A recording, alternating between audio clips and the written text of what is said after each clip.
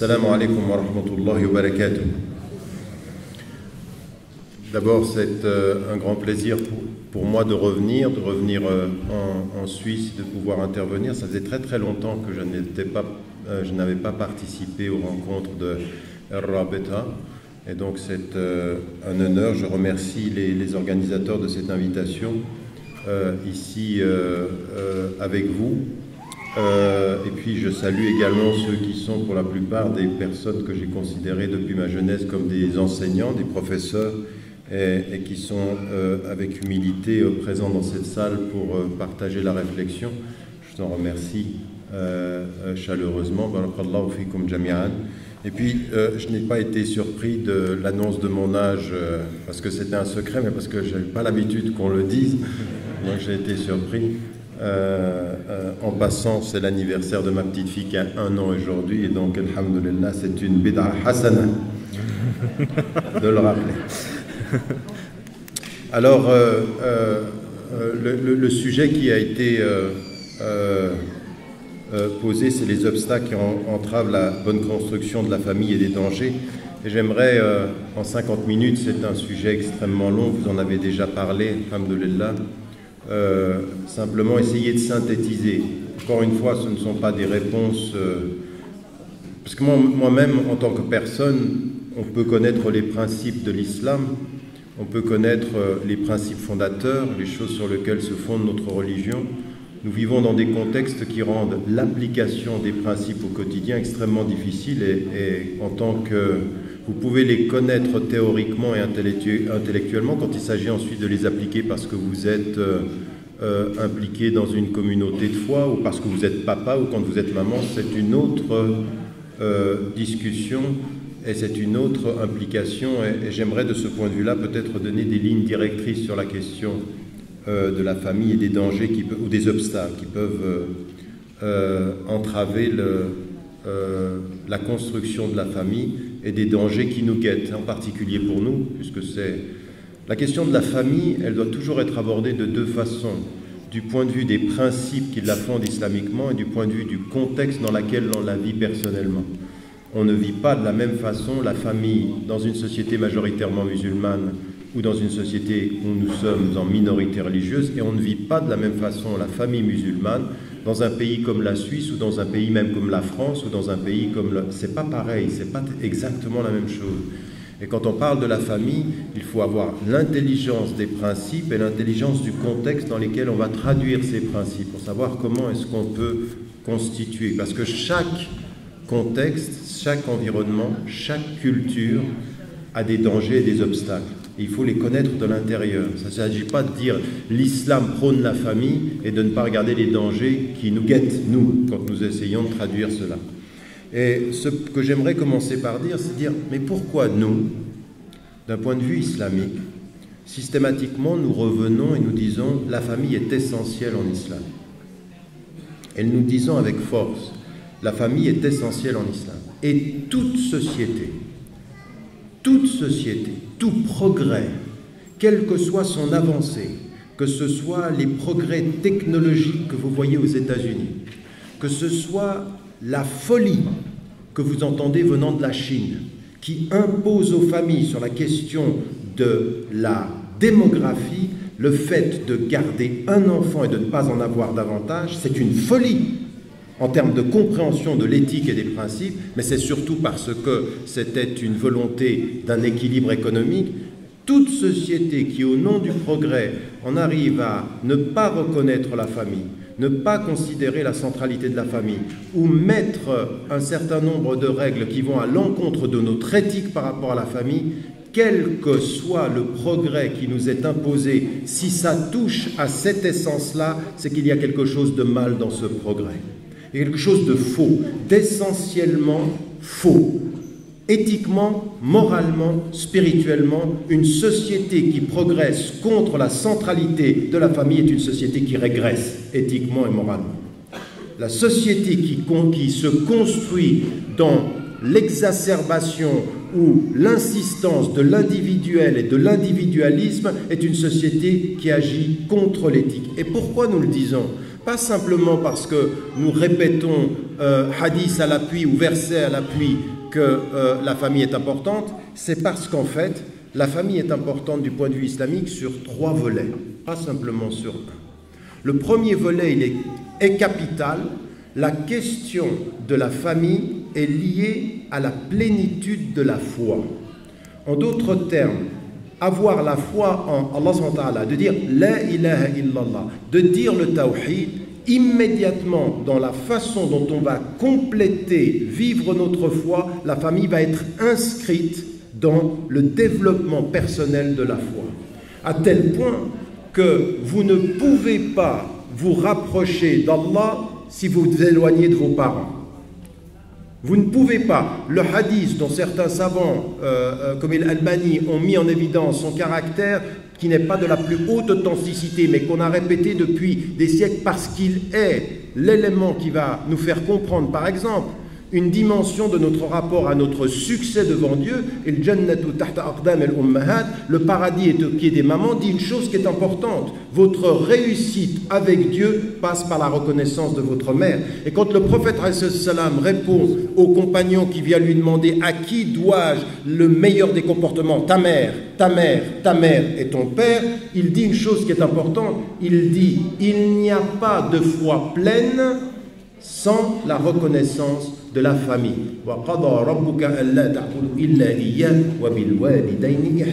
C'est-à-dire, le chemin de ton paradis passe par la reconnaissance des parents. Donc il y a dans la foi individuelle l'idée en islam que la foi, elle n'est pleine que quand on a considéré et compris la relation aux parents et inversement la relation aux enfants. Parce que tout ce qui est dit en islam sur le lien aux parents se retourne dans la conscience des parents, dans le lien aux enfants. C'est-à-dire que les enfants ont des droits sur nous. Si un parent attend de son enfant qu'il reconnaisse le cheminement vis-à-vis de Dieu par lui, c'est qu'il doit lui en donner les outils.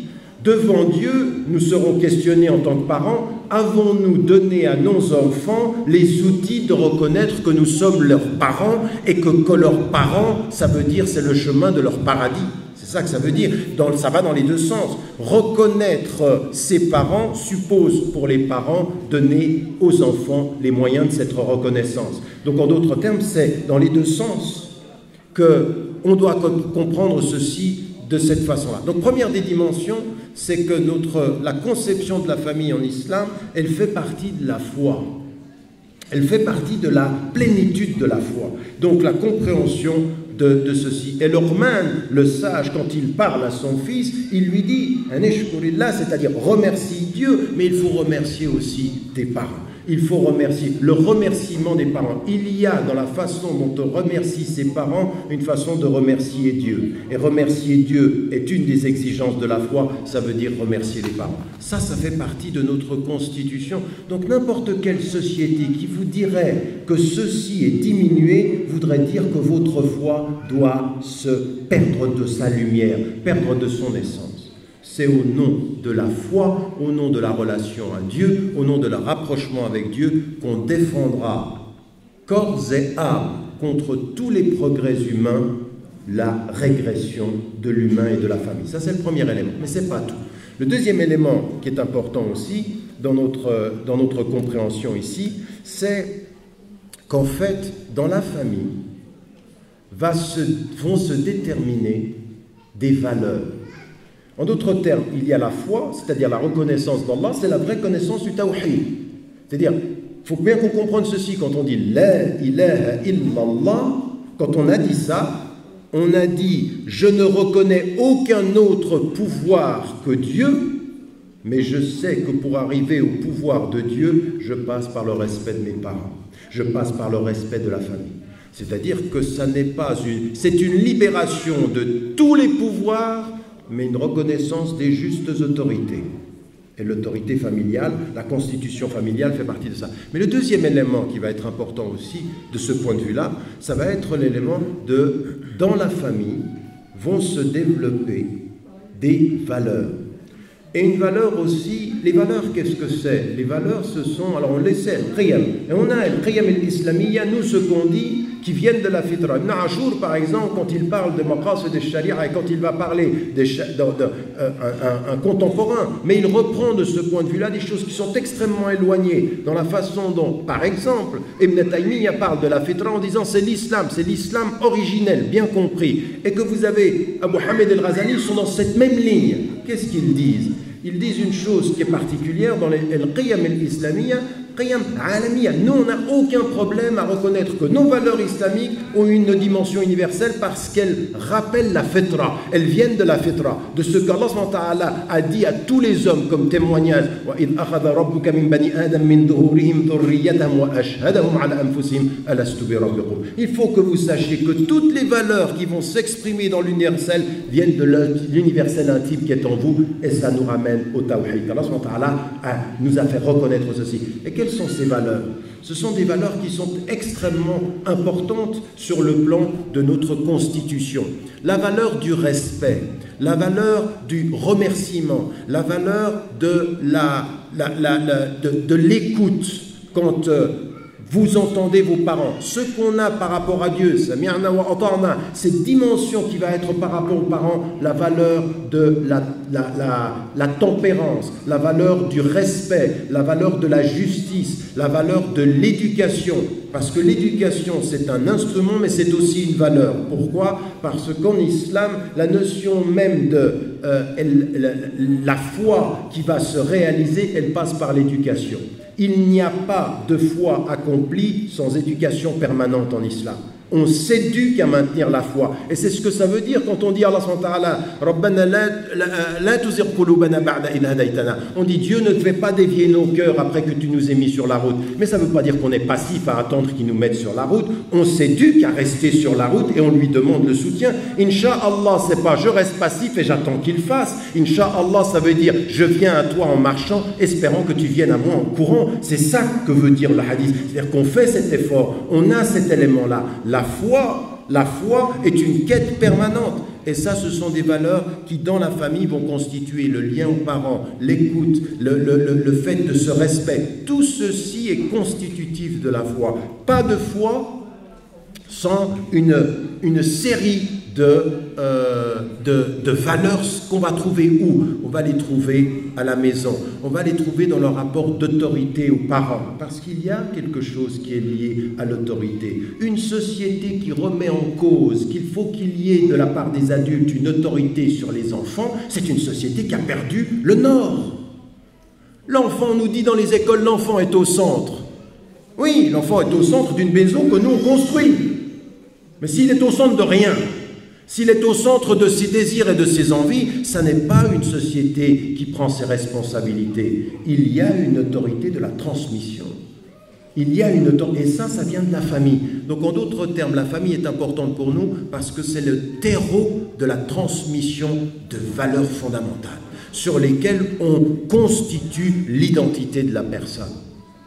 Des femmes comme des hommes, des enfants et de la relation aux parents.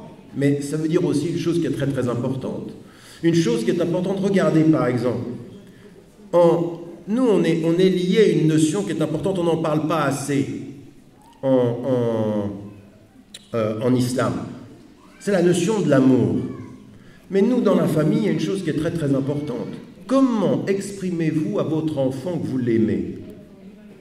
Uniquement je te dis je t'aime? Non. Je t'aime et mon amour est exigeant. Et je vais te montrer mon amour exactement comme le prophète a montré son amour à toute la communauté musulmane. Il est venu avec l'amour et il est venu avec des règles. Il est venu avec des limites. Et je me souviens quand j'étais enseignant, j'avais un élève à l'école au cycle d'orientation. Et lui, il faisait n'importe quoi. À un moment donné, il rigolait même parce que sa professeure d'allemand, elle lui menait des cartes de renvoi tout le temps. Un jour, il vient vers moi, il me dit « J'en suis à ma 23e. 23e carte de renvoi. » C'est-à-dire qu'il les accumulait. Et la professeure d'allemand, ne comprenant pas le jeu, continuait à lui donner. Elle pensait qu'elle manifestait son autorité et lui, il était en train de lui dire une chose. « Tout ce que vous êtes en train de m'envoyer, moi, je n'ai personne à la maison qui va venir me gronder. » Et moi, j'avais pris cet exemple pour parler aux élèves. Je me disais, mais les élèves s'étaient posés contre lui. Je lui dis, mais regardez le caractère positif. Quand votre papa ou votre maman vous dit, vous rentrez à 6 heures, quand ils vous mettent des limites, vous pouvez penser que la limite qu'ils vous mettent, c'est la limite à laquelle vous vous cognez. En fait, c'est la limite de l'amour. Je te mets des limites parce que je tiens à toi. Et toute la foi, c'est ceci. Allah subhanahu wa ta'ala, il a envoyé les prophètes, et il a envoyé le dernier des prophètes, en nous mettant des limites et des exigences, non pas pour nous mettre à l'épreuve de l'ordre, mais pour nous donner le niveau de son amour, pour nous faire venir à son amour, à tel point qu'il nous dit que tout cet rapprochement avec Allah subhanahu wa ta'ala, c'est un cheminement vers l'amour. À tel point qu'il nous dit vous ajoutez des règles et il vous accueille avec l'amour. Son amour passe par la règle. Dans nos sociétés aujourd'hui, on a l'impression que l'amour passe, fais ce que tu veux. Ah non. Non, je t'aime, tu fais pas ce que tu veux. Je t'aime, tu m'écoutes dans l'autorité de ton père et de ta mère, il y a des limites. Ça, ce sont des valeurs déterminantes en islam. Et quand on ne comprend pas ceci, quand on ne comprend pas qu'il y a une façon d'aimer par la discipline, d'aimer par la règle, d'aimer par l'autorité, mais attention, c'est de là dont on va parler tout à l'heure. Il faut qu'on comprenne bien cette autorité-là. Parce que certains m'écoutent là maintenant, ils rentrent et puis se disent « T'as entendu ce qu'il a dit ? Je t'aime, tu ne sors pas. » Ah non, je n'ai pas dit ça. Je n'ai pas exactement dit ça. J'ai dit la règle est importante. Ça dépend comment on va la donner. Parce que ce qui est extraordinaire, c'est que le prophète, et le meilleur exemple, c'est le prophète, l'art de transmettre la règle avec l'amour de la personne qui donne la règle. Et quand vous aimez qui vous donne la règle, vous recevez mieux la règle. Mais quand la règle, c'est code de pression, vous finissez par détester. Et la règle est celui qui vous la donne. Parce qu'elle vous opprime. Il y a une façon de donner une règle qui élève, une façon qui donne une règle qui opprime, qui oppresse le cœur. Ça, c'est une chose importante. Le troisième des éléments ici par rapport à cela, c'est clairement que pour nous, la famille, en tant qu'elle complète notre foi, en tant qu'elle va nous donner des valeurs, va être la première cellule sociale. C'est-à-dire, c'est là aussi qu'on va interagir. On doit apprendre de la famille les règles de l'interaction sociale. Et l'interaction sociale, c'est des choses qui sont très très importantes. On doit sortir, c'est ça qui est important, on doit sortir de sa famille en vivant à Fribourg ou à Genève ou n'importe où en Suisse, armé des instruments qui nous permettent d'interagir avec le monde extérieur. La famille, c'est l'espace qui nous donne les instruments. Et vous savez, c'est comme une école. En fait, qu'est-ce que c'est être éduqué? Vous savez, la pédagogie, au sens grec du terme, la pédagogie, c'est marcher avec. Et tarbiya, qu'est-ce que c'est? Qu'est-ce qu'on fait, nous, quand on fait tarbiyat el atfal? Qu'est-ce qu'on dit? On va les accompagner jusqu'au moment où il va comprendre qu'il est mukallaf. Mukallaf, qu'est-ce que c'est? Je lui ai donné, en tant que mère et en tant que père, les moyens de son autonomie. Mukallaf, il va répondre seul. Le jour du jugement dernier, je ne suis plus là. Mais avant que vienne le jour de son jugement dernier, je lui ai donné dans cette vie les moyens de pouvoir répondre. Après, c'est lui dans sa solitude. Parce que c'est vrai aussi qu'il y a quelque chose de tout à fait particulier. Dans la famille, il faut savoir que nous sommes... Vous savez, là, par exemple, on parle de l'âge. On était avec le frère, on arrivait de Fribourg et il me disait une chose. Il dit, comme tu as commencé ta famille, tu vas la finir. Un jour, on était 2. On a eu des enfants, il y en a eu 4. Puis ensuite, les enfants partent, on finit 2. Puis après, on finit seul. Un jour, on est tout seul par rapport à ça. Mais il faut préparer à son enfant à cette solitude devant Dieu, en lui donnant les moyens de répondre. Et donc, ça veut dire qu'on doit, une famille, dans une société, elle doit donner les instruments. Parce que c'est ça, éduquer. Je te donne les instruments intellectuels, sociaux, culturels et bien entendu religieux de ton autonomie. Ça, c'est comme ça. Pourquoi est-ce que je rappelle tout ceci? Parce que quand on veut parler des obstacles, il faut bien qu'on se rende compte que quels sont les objectifs. Qu'est-ce que c'est que la famille quand elle nous permet la foi? Alors, quels sont aujourd'hui, par rapport à ça, de quoi il faut tenir compte? Il faut tenir compte de 3 paramètres quand on parle de l'éducation, et c'est là que ça va nous permettre d'élaborer sur les contextes. J'espère que vous remarquez que j'essaye d'être structuré dans mon propos, parce que souvent vous demandez que la conférence soit structurée. Moi, j'aimerais bien que parfois l'écoute soit structurée également. Parce qu'il y en a qui écoutent les conférences de façon un peu émotive. Il y a une bonne idée qui passe, ils la gardent, et la structure, ils ne la gardent pas du tout. Donc, il tient à nous aussi d'avoir une structure dans notre façon d'aborder les problématiques. Et cette structure, elle est liée à trois choses. De quoi il faut tenir compte? Un de nos principes islamiques, il faut en tenir compte. Parce qu'une mauvaise compréhension des principes islamiques, c'est le premier obstacle, et on va y revenir. Le deuxième élément, c'est le contexte. Vous savez que les neurosciences actuellement, toutes les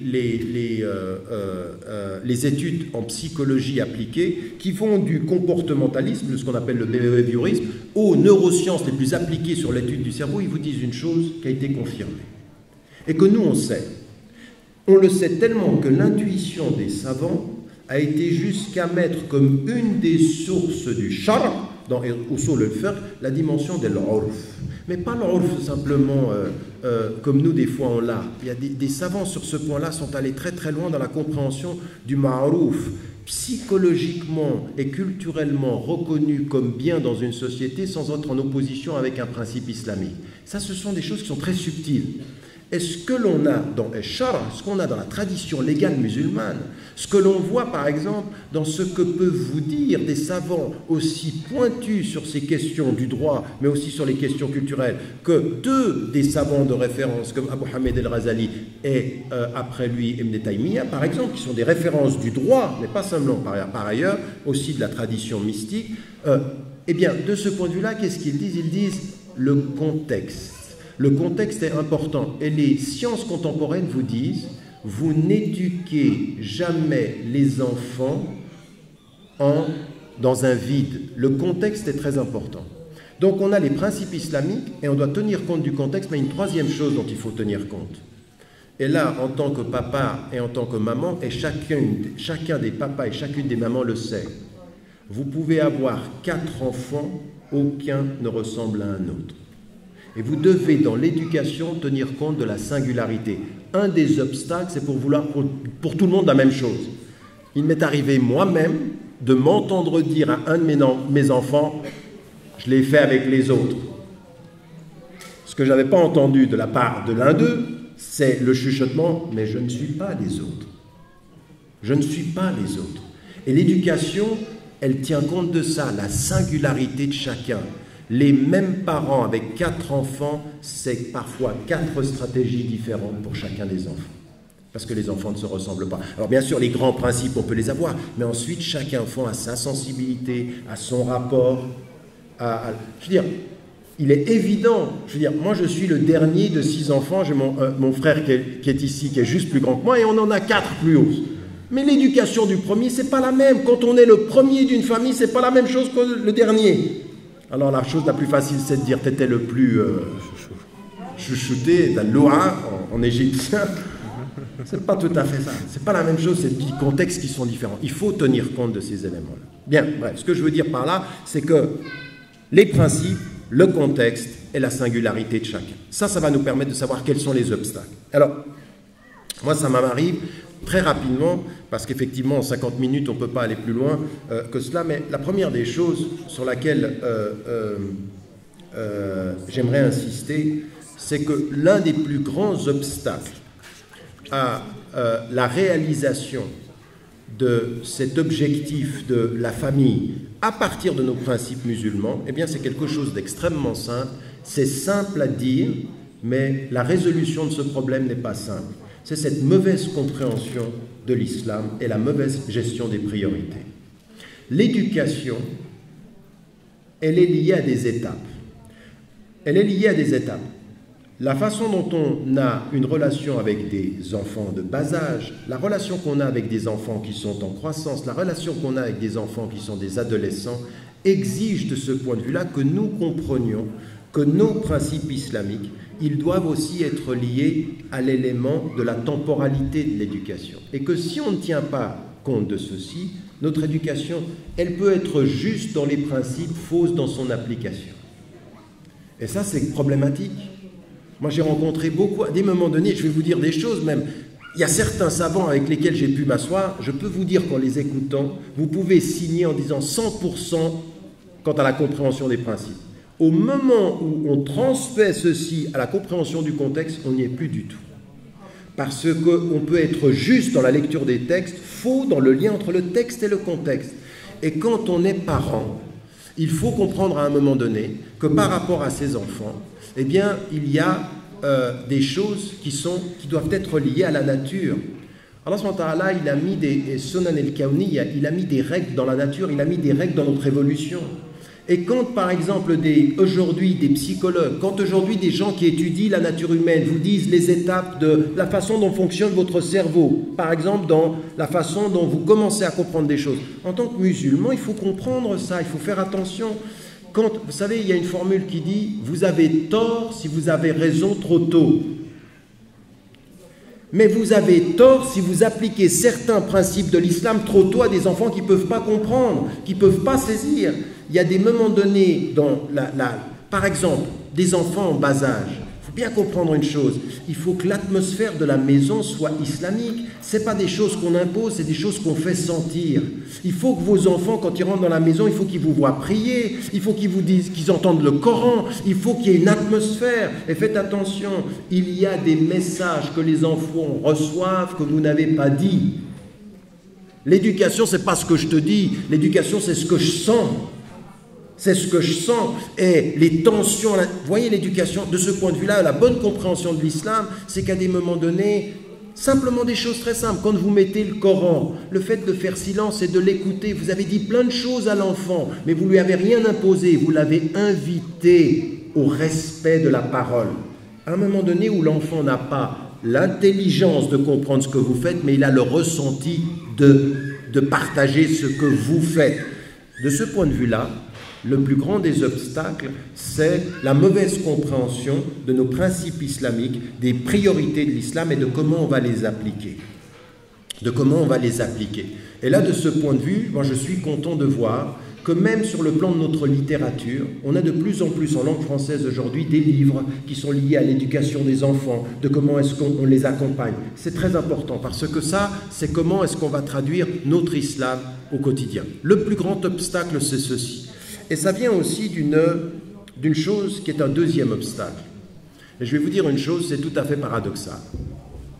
En fait, les parents des premières générations, quand ils arrivent en Suisse ou même ceux qui se sont convertis à l'islam, parce que dans cette salle, il y a des gens qui sont là depuis plusieurs générations, il y a des gens qui sont là depuis une génération, puis il y a des gens qui se sont convertis, puis il y a des gens, en l'occurrence, qui viennent d'autres pays d'Europe. Il y a une chose dans l'éducation qui est très très importante. En fait, c'est une chose qui est liée peut-être à notre plus grand djihad. Vous savez, là j'arrive de France, j'ai beaucoup voyagé en Europe et j'ai vu je dirais presque une conséquence de toute l'atmosphère que nous vivons en Europe et qui est une atmosphère qui a fait entrer chez nous une espèce de peur. Vous éduquez mal quand vous éduquez par la peur. Quand vous avez peur de l'environnement, vous allez traduire à vos enfants une peur de l'environnement. Et c'est là où c'est quelque chose qui peut être un obstacle, c'est qu'il faut réussir à protéger sans nourrir une peur perpétuelle de l'environnement. Et ça, c'est très difficile. Parce que c'est là où je vous dis que c'est paradoxal. À des moments donnés, moi qui suis né en Suisse, qui ai été éduqué en Suisse, à des moments donnés, je me vois avoir plus peur que mes enfants de ce que j'ai pu avoir de mes parents. Parce que j'ai vu les dangers. Et quand vous les avez vécus, vous avez d'autant plus peur. Et quand vous avez d'autant plus peur, vous pouvez éduquer par la peur. Et l'éducation par la peur, c'est une éducation qui rappelle les limites et pas forcément le sens. Et la meilleure des éducations, elle donne les limites, mais elle fait comprendre le sens. On doit comprendre pourquoi on ne fait pas les choses et pourquoi on fait les choses. C'est vrai que... Bismillah. On ne peut pas toujours tout expliquer, mais il faut expliquer. Il faut expliquer ce que parce que notre religion, elle a ceci, c'est son secret, sa force, elle est au-delà de la raison et elle est rationnelle. C'est-à-dire on On doit comprendre pourquoi on ne fait pas les choses, pourquoi on évite les choses. Pourquoi, par exemple, sur certains comportements, sur le manque de pudeur, sur l'alcool, sur les comportements, on peut expliquer. Mais aujourd'hui, par peur, on donne les limites, et puis comme on veut imposer l'autorité, on dit « écoute-moi bien, je te le dis, et je suis ton père ». Du style « tais-toi ». Et la même chose. Vous êtes dans une société où quand les enfants vont à l'école, tous discutent. Vous ne pouvez pas être dans des familles où rien ne se discute, où rien ne s'explique. Et la peur fait qu'on impose des choses. Donc c'est là où un des grands obstacles, c'est comprendre sa religion, mais la vivre dans une espèce de peur, dans une espèce de crainte. Et la seule chose qui nous permet de dépasser les craintes, c'est effectivement le dialogue. C'est effectivement l'explication. Et une chose qui est importante, vous savez, les chiffres sont très troublants, sont extrêmement troublants par rapport à notre éducation. Sur 6 pays européens, ajoutez à celui-ci le Canada et les États-Unis, sur tous ces pays-là, les 6 pays dans lesquels l'étude a été faite. En fait, ce dont on est en train de s'apercevoir, tous chiffres confondus, c'est la France, la Grande-Bretagne, donc des pays centraux, la France, la Grande-Bretagne, la Belgique, la Suède, l'Espagne, l'Italie. Vous ajoutez en plus de ça les États-Unis et le Canada, qu'est-ce qu'on a? Les chiffres. Parfois, il faut passer par les chiffres pour se rendre compte de ce à quoi on a affaire. Ah, la Hollande aussi. Eh bien, on s'aperçoit de la chose suivante. Les parents, quand ils sont venus et se sont installés ou quand ils se sont convertis, ont eu une attitude extrêmement protectrice par rapport aux filles, beaucoup moins protectrice par rapport aux garçons.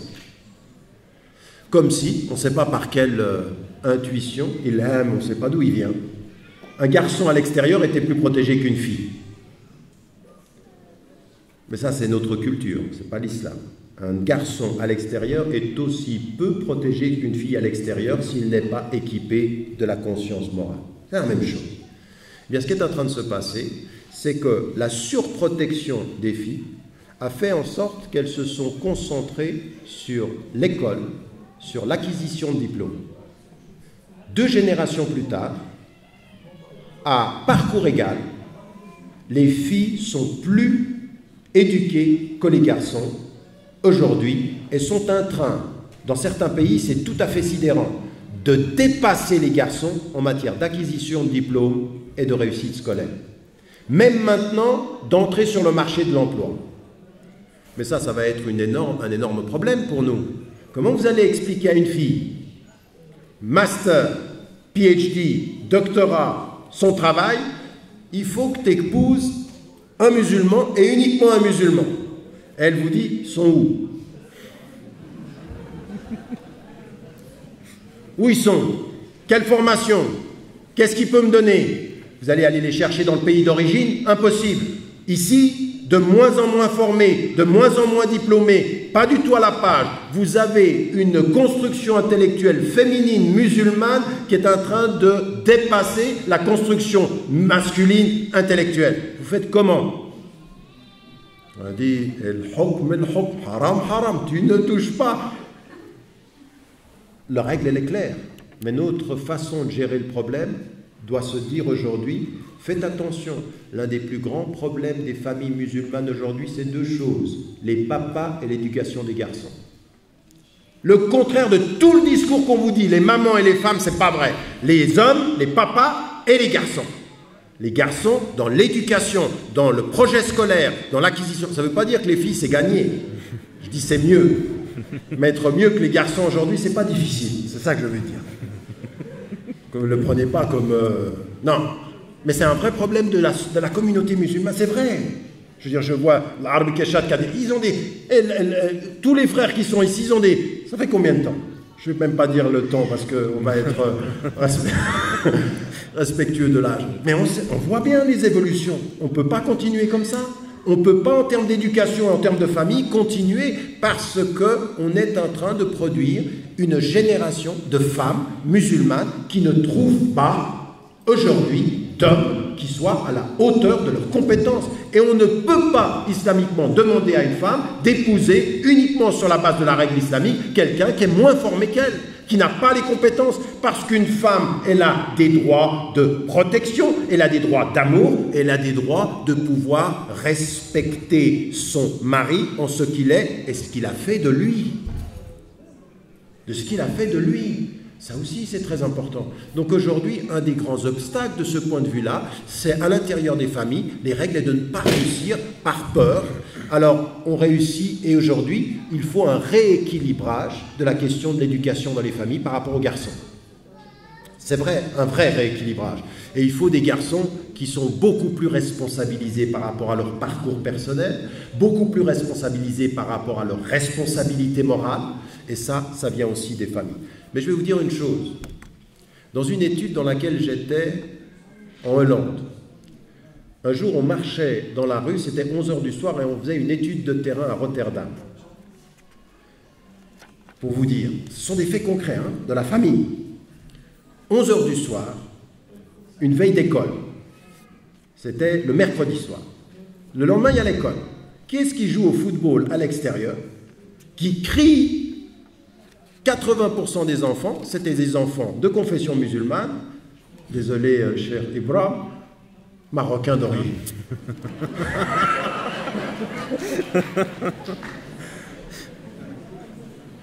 Simplement parce que la majorité des musulmans en Hollande sont des Marocains. Donc ça n'a rien de... Prenez pas de façon nationaliste. Mais quand même, on peut parce que... en Hollande, l'autre communauté, c'est les Turcs. Et quand je parlais aux Turcs, ils me disaient « Mais regarde-moi ce qu'ils font les Marocains, ils détruisent notre religion et notre réputation. » Parce qu'en termes de sortie, c'est vrai que les Turcs sont plus disciplinés en matière de cadre familial, pas toujours partout, mais plus disciplinés.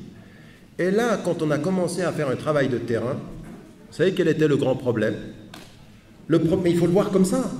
Le grand problème, c'était la relation des mamans avec leurs garçons. Et que ça, on l'a aussi amené culturellement des pays d'Afrique du Nord. Qu'à un moment donné, les mamans sont plus permissives par rapport aux garçons qu'avec les filles. Et que ça induit ceci. C'est-à-dire, à un moment donné, la conséquence, c'est délinquance, divergence. Les musulmans représentent la première religion carcérale de l'Angleterre, de la Hollande, de la France et de la Belgique. Première religion carcérale. C'est-à-dire, c'est là où on les trouve... Non, attendez, on soit bien d'accord. Proportionnellement à leur nombre, c'est là où ils sont le plus. Donc, vous vous rendez compte, ça veut dire qu'on a un vrai problème par rapport à la famille et qu'il faut le reconnaître. Donc ça, c'est le deuxième exemple de la confiance. Déjà, c'est vrai. J'ai même pas vu le temps passer. Je vais aller... Donc ça, c'est le deuxième élément. Le troisième obstacle par rapport à cette peur, et c'est la conséquence de cette peur, c'est qu'à un moment donné, c'est dans la famille, cette idée que pour se protéger, on a toujours un discours de la différenciation. Elle a des mauvaises compréhensions de choses que moi j'ai entendues, même chez des frères qui sont un peu salafis dans leur lecture des... dans leur lecture de certains hadiths, il ne faut pas être comme eux, il faut se distinguer vestimentairement, intellectuellement. Mais bien sûr, la meilleure des distinctions, elle est de deux natures. Nous avons des principes et on a une pudeur vestimentaire. On doit avoir une pudeur, elle est vestimentaire, elle est intellectuelle, elle est sociale. On a cette pudeur-là. Elle n'est pas simplement vestimentaire, elle est de toute nature. Notre pudeur, elle est englobante, elle est holistique, on dira en français, elle est de toute nature. Mais attention, il faut que notre distinction soit morale aussi, elle soit éthique, mais il ne faut pas isoler nos enfants des autres enfants. Cet isolement, il induit quelque chose. C'est vrai que je suis différent, le discours qu'on entend à la maison, on est meilleur qu'eux, mais en même temps, dans les faits, c'est pas aussi clair que ça. Scolairement, parfois, ils sont meilleurs que nous. Dans le comportement, parfois, ils sont meilleurs que nous. Donc, il faut faire attention à ce que notre éducation par la peur et simplement sur les règles ne soit pas une éducation de l'isolement. Il n'y a aucun problème à partir de la famille, à ce que nos enfants et à ce que nous-mêmes, on établisse avec la société environnante des relations de courtoisie, des relations il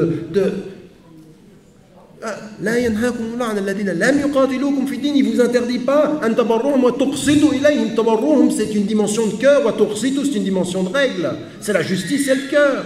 Donc il ne faut pas qu'on ait une relation de « Ouh là là, on est peur » et puis qu'on s'isole. Attention, ce qu'on pense être la protection d'un âge devient l'éclatement d'un autre âge. Parce que ce que votre enfant a accepté quand il était enfant, il ne l'acceptera plus quand il est adolescent. Parce que les faits lui montrent que vous n'avez pas forcément raison. Et qu'à ignorer l'environnement, vous finirez par être ignoré par votre enfant. Ignoré par votre enfant s'il sent la contradiction. Donc il ne faut pas que ça, c'est un obstacle. Il faut déterminer les règles de la relation. Oui, tu peux avec ces règles. Oui, tu peux avec ceci. On met un cadre à la relation, mais on ne l'étouffe pas. Nos voisins ne sont pas nos ennemis. À tel point d'ailleurs que le prophète sans stipuler la religion du voisin. C'est son voisin, c'est tout son voisin. Il faut qu'on soit... Et là, il faut le montrer. Pourquoi? Parce que l'éducation dans la famille, c'est une question de valorisation. Et je vais vous dire une chose. Moi, je me suis rendu compte. Je vais vous dire, il y a un jeune qui est revenu à l'islam quand j'étais son enseignant, sans que jamais je lui ai parlé d'islam. Vous savez pourquoi il est revenu à l'islam? Uniquement parce qu'il a vu de mes élèves non musulmans me respecter comme musulman. Et il a vu dans le respect que l'islam peut être un élément de respect par les élèves. Et ça l'a fait revenir. Lui, pourquoi? Parce qu'il cachait son islam par peur. Et il a vu qu'en le vivant dans l'assurance, dans le vivant dans l'interaction avec les gens, eh bien, c'est valorisant. Une famille valorise, une famille n'étouffe pas. Il faut trouver les moyens de la valorisation. Toute éducation qui enlève de la valeur est une éducation qui agit contre eux. Donc comment je valorise mon enfant? On a besoin d'être valorisé. Qui dans cette salle peut dire « Moi, tu penses que tu veux, je m'en fiche ». Bien. Vraiment? Je pense que tu veux. Tout le monde pense ce qu'il veut de toi, tu t'en fiches.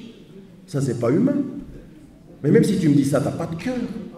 Bien sûr que c'est pas vrai. À tel point qu'Allah subhanahu wa ta'ala, il dit par le prophète salam que quand quelqu'un est aimé par Allah subhanahu wa ta'ala, il le fait savoir aux anges et par les anges aux hommes. Parce qu'il y a un signe. Être aimé des hommes, c'est important pour ceux qui aiment Dieu. Il ne faut pas faire pour les hommes, mais il ne faut pas nier les hommes. Il faut toujours se méfier des hommes par Dieu, mais nier les hommes, c'est ne pas être avec Dieu. Raison pour laquelle le Coran termine parce que les nas sont partout. Mais nous, on doit aussi cette éducation, elle n'est pas dans l'isolement. J'ai encore 5 minutes, c'est ça? Oui, parfait.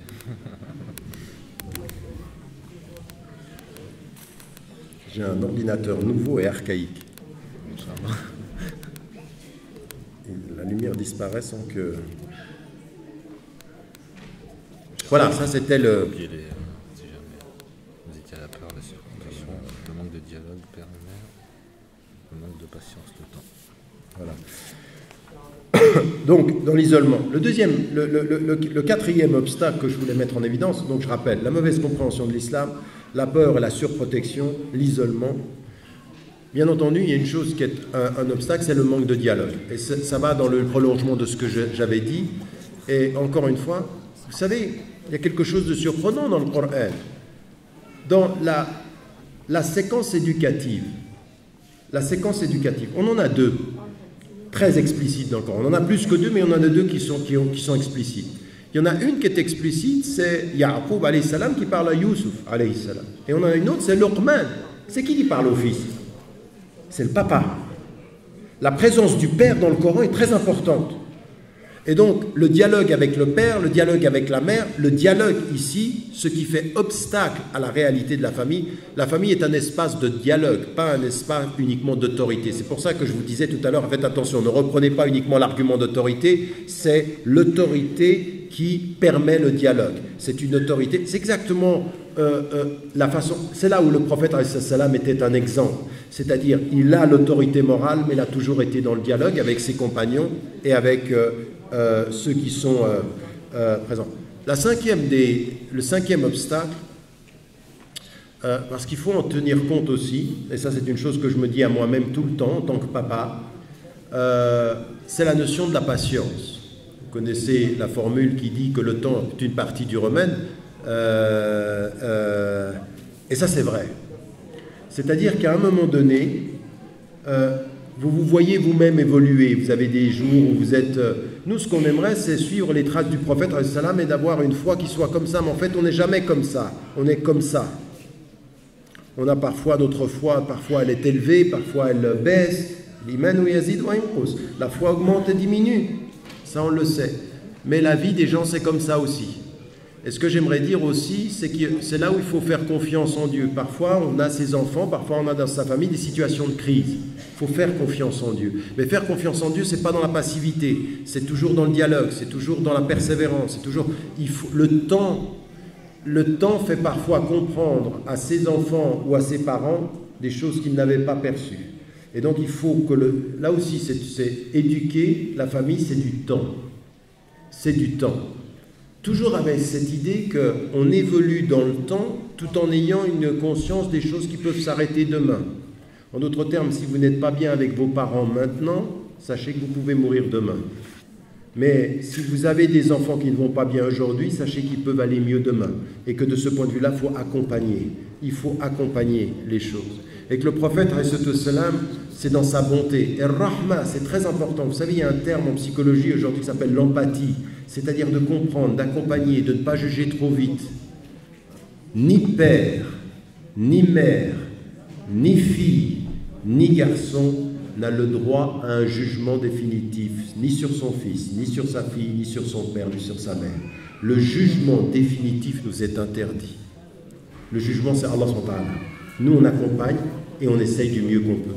Et donc, de ce point de vue-là aussi, le temps.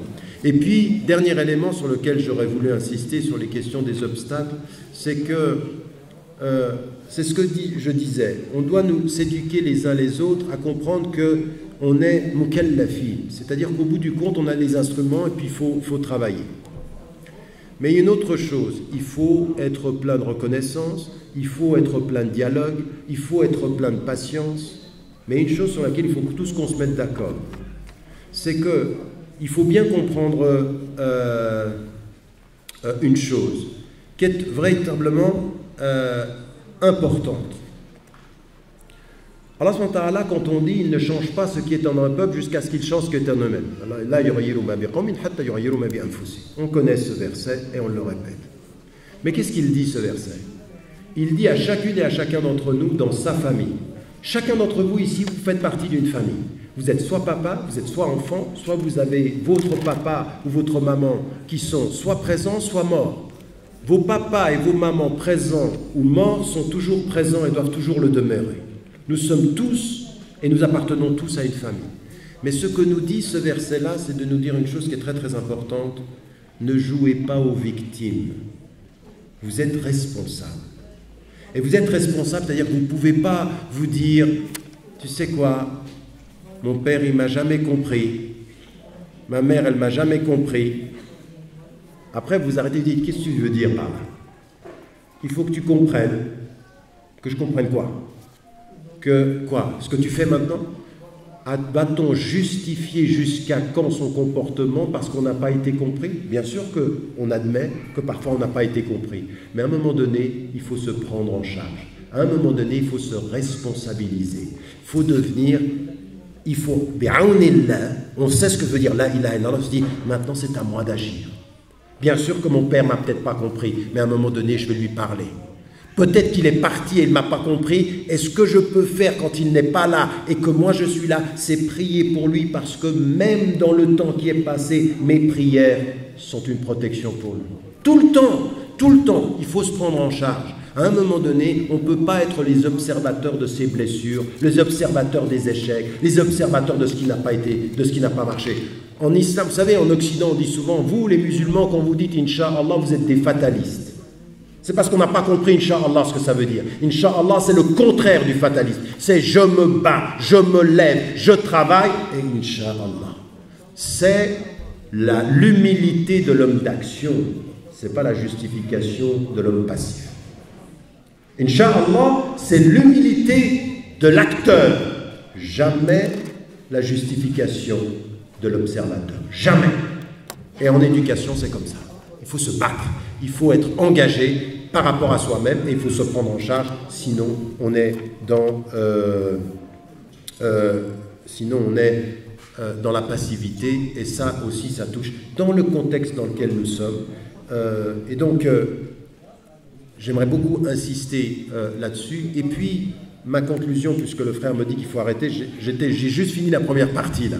Donc, vous voyez que mon rapport au temps... mais finalement, ce que je disais dans la première partie, je l'illustrais dans la seconde, donc vous avez l'essentiel du propos, alhamdoulilah.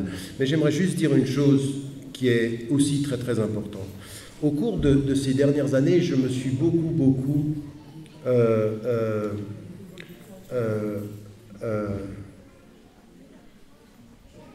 je ne trouve plus le mot en français, le terme me vient en anglais, mais investi, où je me suis... Voilà, j'ai beaucoup passé de temps à lire notre héritage islamique. Et sur différents plans, c'est-à-dire chez les fuqaha, chez aussi les gens qui sont liés à la mystique, chez aussi les gens qui ont touché à ilm el-kalam, avec tout ce qu'il y a comme excès et tout ce qu'il y a comme erreur. Mais une chose qui est importante aussi, et qu'on retrouve chez nos grands savants, c'est à un moment donné, ils disent une chose sur laquelle nous devons vraiment insister. Ça n'est pas parce que vous vivez en Suisse et que nous vivons en Occident que nous devons oublier la notion du bien-être dans notre éducation. Se sentir bien. Le bien-être. Il ne faut pas une éducation qui nous fasse nous sentir mal. Et vous savez ce que c'est le bien-être? C'est ce que je disais, tout ce que j'ai dit, c'est le bien-être, l'éducation, la participation, mais c'est aussi les moments de détente. C'est aussi le prophète qui parle à Handala, c'est-à-dire il y a 1 heure pour ça, 1 heure pour ça. Il faut vraiment se préoccuper du bien-être en Suisse. Occupez-vous du bien-être des musulmans de Suisse, en Suisse, de se sentir bien. Parce que vous le vouliez ou non, je vous l'annonce comme cela est, historiquement. Pour 99 en Suisse, 99% d'entre vous, votre avenir et l'avenir de votre enfant, c'est ici.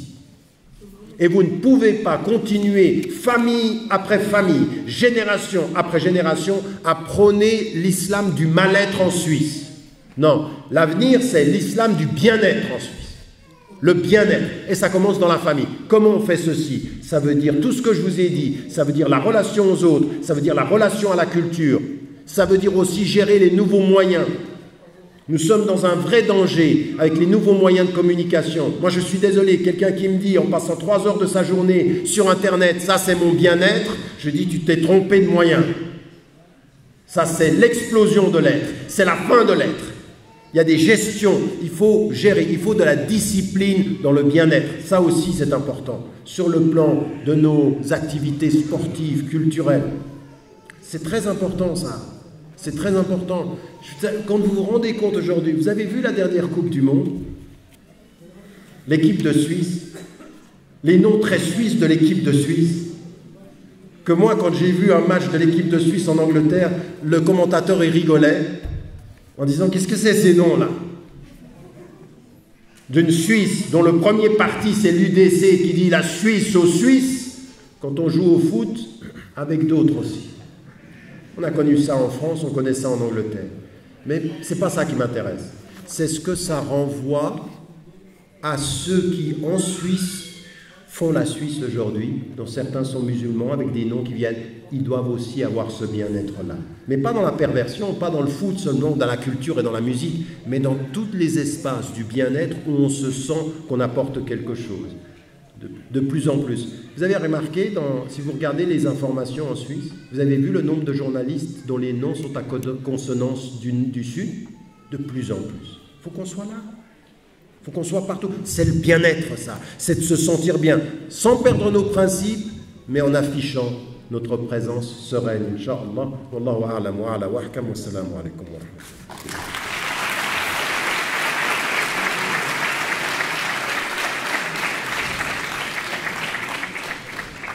Barakallahu fik, Dr Tarek. C'est l'heure des questions. J'en ai plein, Inch'Allah. On ne va pas pouvoir réussir à tout répondre. Je vais essayer de présenter les questions par thème. Première question, c'est au sujet, dans le thème de l'école. Beaucoup de questions autour de l'école. par rapport à la réussite scolaire, pouvez-vous définir ce qui est pour vous une éducation réussie, car on a tendance à confondre ces deux réussites. Et dans l'école, toujours dans le même thème, l'école fait partie de l'environnement, participe à l'éducation de nos enfants. Doit-on participer pour la réformer ou penser à monter nos propres écoles? Bien, ça c'est une excellente question. Parce que ce que je disais tout à l'heure quand je parlais de la famille et de l'éducation, je disais que c'est trois choses. C'est la plénitude de notre foi, c'est l'acquisition de principes, et en même temps c'est notre rapport à la société, c'est nos valeurs sociales. La réussite scolaire, il faut qu'on fasse très très attention. Moi j'ai vu des écoles islamiques qui comparaient leur réussite en tant qu'école islamique sur le nombre de diplômes acquis. Et ça, c'est un problème. Bien sûr qu'on est content qu'il y ait des diplômes, mais ce n'est pas ça. La réussite pour nous, d'un point de vue islamique, ce n'est pas l'acquisition du diplôme seulement, c'est la compréhension des valeurs, c'est la distinction éthique, c'est le comportement, c'est ça la réussite. C'est la solidarité. Pour moi, une école islamique, c'est pas réussi tout seul et montre ton diplôme, c'est réussi avec les autres. C'est une école de la solidarité, c'est une école de tout ce qui est, toute la dimension des CAF, de ce qui doit. Donc une vraie réussite, c'est acquérir les diplômes sans oublier les valeurs. Avec cette compréhension-là, du meilleur parmi vous, c'est le meilleur pour les hommes. Les nas jami'an, ça c'est quelque chose qui est important. Donc c'est l'expression d'un individu et d'une citoyenneté qui sait le sens du service et du sacrifice et de la solidarité.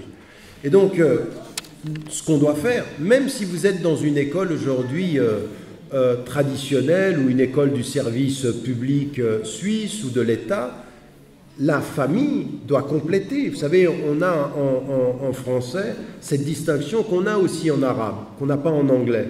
C'est la distinction entre tarbiya et ta'lim. Et tarbiya, c'est la transmission d'éléments d'éducation, de savoir, plus le comportement. Et ta'lim, c'est la transmission en général d'éléments du savoir. C'est du ilm. Mais nous, d'un point de vue, l'école pour nous, c'est un espace de ta'lim ou tarbiya. Et s'il n'y a pas suffisamment de tarbiya à l'école, il faut que ça vienne de la famille. Il faut que nous, on complète dans ceci. Et donc, il faut qu'on apporte ces éléments de solidarité, de vision sur la société. L'école est au centre de la société, au sens où nous acquérons des principes et nous les mettons en application. C'est-à-dire, ça devrait être ça, la réussite scolaire. Et encore une fois, une vraie réussite scolaire, ça ne peut pas être pour tout le monde la même chose. Là aussi, vous avez un enfant, vous avez deux enfants, vous avez trois enfants. À un moment donné, en particulier pour ceux qui venaient du monde arabe, en particulier même davantage de ceux qui venaient du Sharq, plus que du Maghreb. Plus, mais quand même. C'était quoi? Quelle était l'éducation réussie? Médecin ou ingénieur? Là, ça c'était le top. Nous, on s'est trompé en passant par la philo et la littérature. Mais vraiment, à un moment donné, il y a une hiérarchie des fonctions. Mais en fait, c'est faux, ça. Et ce n'est pas lié au salaire non plus. Ça doit être lié à une réussite sociale, mais aussi du bien-être de l'enfant. Il y a des enfants qui, à un moment donné, il faut l'admettre, ils seront moins liés à l'enseignement ou aux études ou à l'acquisition. Et vous pouvez avoir, vous, des parents, des enfants, et puis vous apercevez que peut-être il y en a un à un moment donné qui va vous interpeller là-dessus. Sur non, moi, c'est pas moi ça. C'est peut-être ce que toi tu as fait, mais c'est pas moi. On n'éduque pas, comme le disait Ali, on n'éduque pas les enfants pour nous ressembler à notre époque, mais dans leur temps à eux. Avec leur singularité, une éducation réussie, c'est celle où l'enfant se sent bien dans ce qu'il fait et qu'il s'épanouit.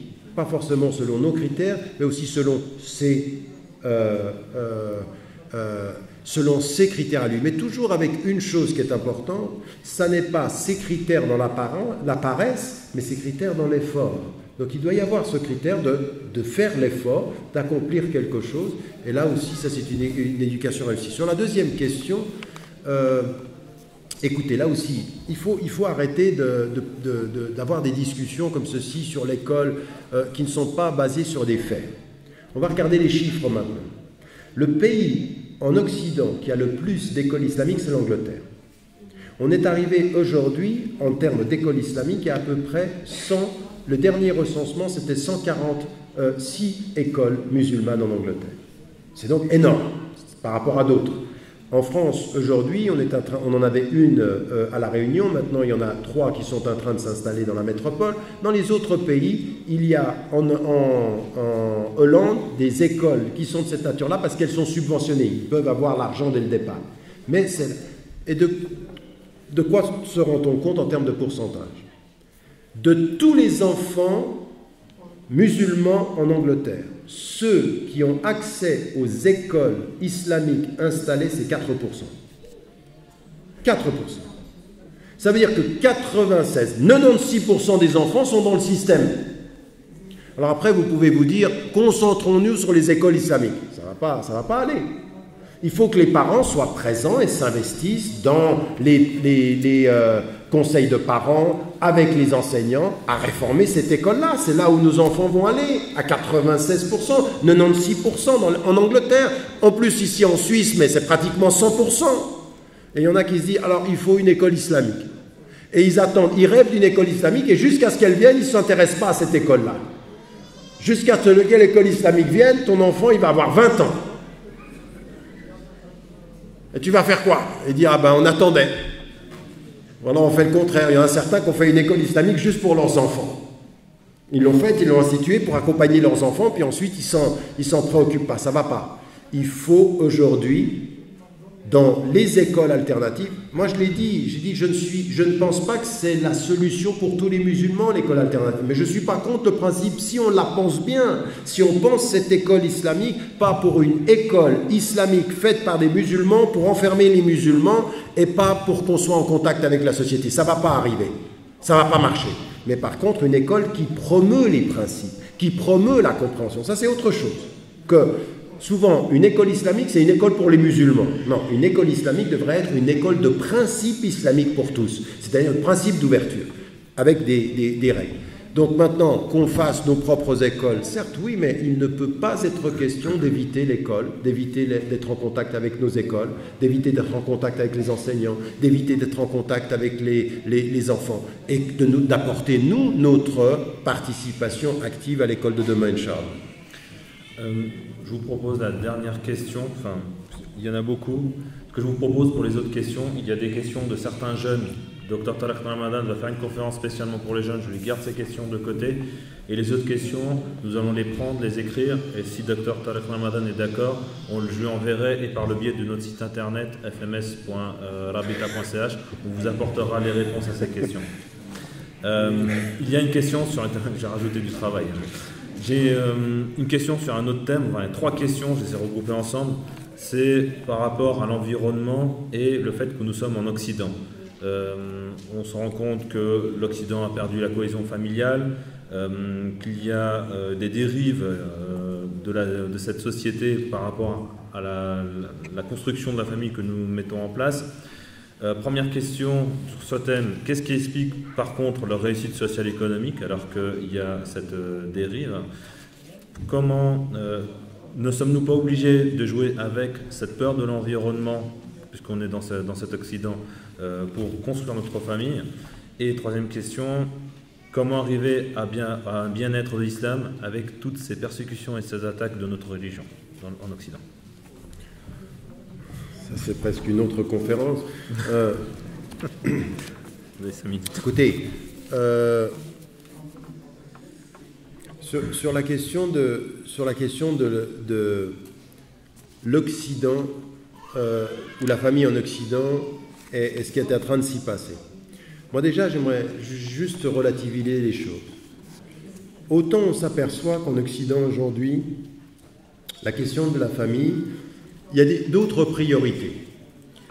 On pense, mais pas tout le monde en plus, mais un courant dominant s'est installé en pensant que l'épanouissement individuel a priorité sur la structure familiale et l'épanouissement collectif. Donc ça, c'est un choix. Et c'est un choix qui est lié, d'ailleurs, en plus, à des processus qui ont voulu déterminer ce qu'était la modernité. Quand Dominique Volton et Alain Touraine, d'ailleurs, deux sociologues, un des médias et l'autre de la sociologie appliquée, ils vont déterminer les éléments qui déterminent la modernité. Ils vont dire, 1, c'est l'individu, 2, c'est la rationalité, 3, donc le primat de l'individu, la rationalité, le progrès, la démocratie et la sécularisation dans les processus de modernité, telle qu'elle est perçue. Et nous, on voit bien que tous ces éléments-là sont liés, à savoir que à un moment donné, la sécularisation qui devait être la séparation de l'État et du religieux, on est devenu à être la séparation de l'éthique et de l'action.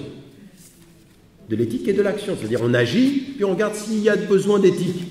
On va, et quand on me pose la question, pourquoi on est aussi performant en Occident, ben exactement pour ça. C'est-à-dire qu'on va au bout de l'action, puis ensuite on se pose la question éthique.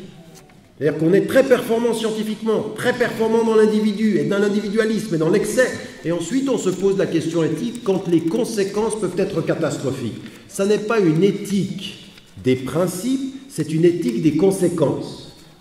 Oui, conséquentialiste. C'est-à-dire, est-ce que on va détruire la nature? Alors, il faut peut-être une éthique maintenant. On va détruire l'homme. On va pouvoir avoir une autorité sur l'homme qui va pouvoir lui changer ses gènes, lui le transformer. Donc on vient avec une éthique a posteriori. Nous, d'un point de vue islamique, on a une éthique a priori. Une éthique, et même de l'écologie. Je parlais, moi, d'une écologie d'avant l'écologie, c'est-à-dire une écologie des principes avant les catastrophes.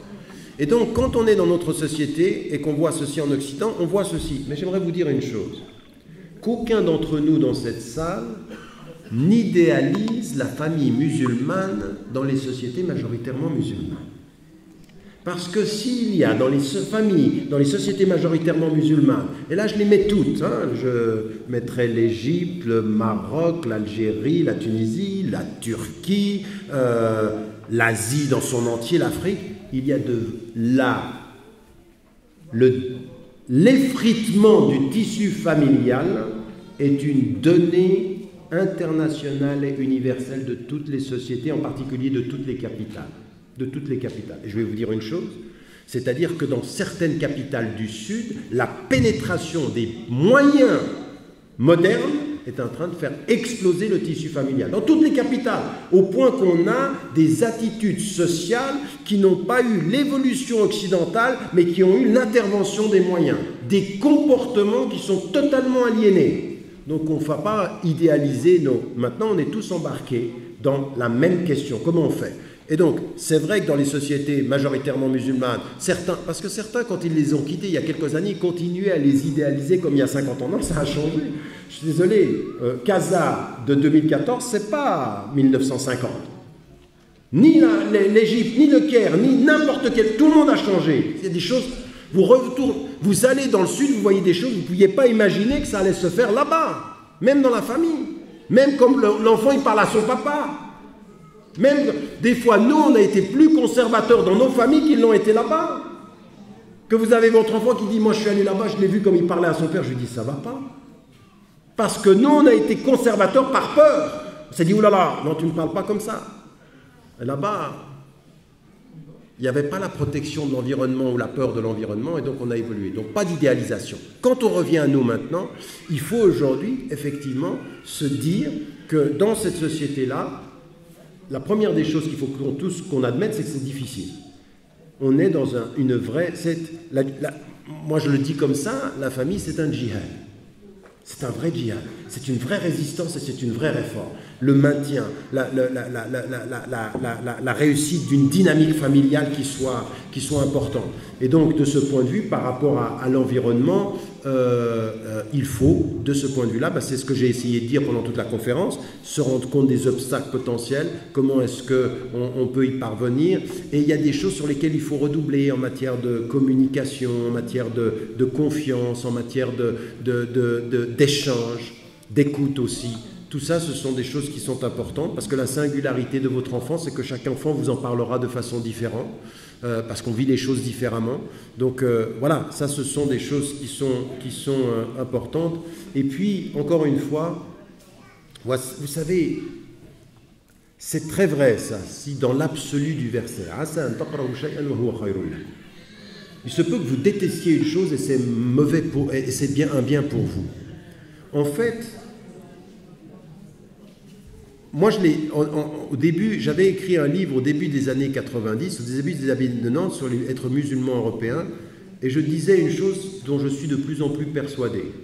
L'expérience des musulmans occidentaux va avoir un impact déterminant sur les musulmans du monde.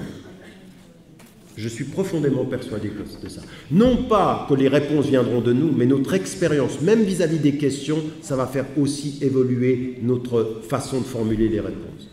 Et ce que j'aimerais dire par rapport à ça, c'est que nous tous, nous sommes embarqués dans cette expérience-là et que les difficultés que nous avons, les peurs, la nécessité de réaffirmer certaines choses, vous savez, parfois, c'est l'adversité qui vous donne de la force. C'est l'adversité qui vous oblige à vous affirmer. Parfois les gens, ils pensent que quand on vous attaque et que vous ne répondez pas, c'est un signe de faiblesse, mais c'est le potentiel de votre force.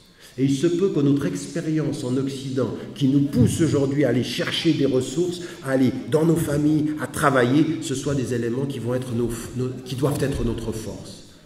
Et ça, c'est aussi quelque chose sur laquelle nous devons travailler. Il faut constater la difficulté et transformer cette difficulté en quelque chose qui nous donne, en l'occurrence, Inch'Allah, plus de force, plus de détermination et plus de travail. Parce que chacun d'entre nous doit faire l'analyse de sa propre éducation et essayer d'améliorer l'éducation qu'il offre à ses enfants, Inch'Allah. Wassalamu alaikum wa rahmatullah.